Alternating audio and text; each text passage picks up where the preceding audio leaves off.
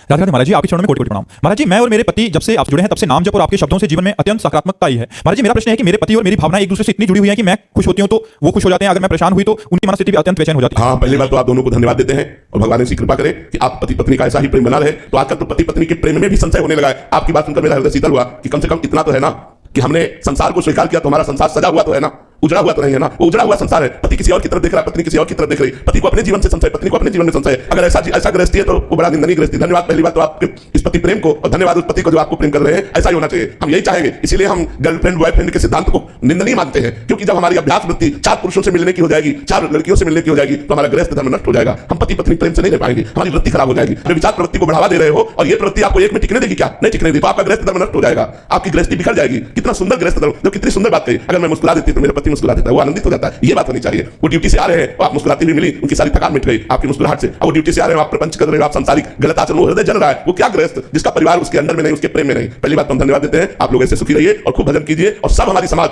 पत्नी पति को प्रेम करे, पति पत्नी को प्रेम करे, भगवान की आराधना करे। यही तो हमारा गृहस्थ धर्म है।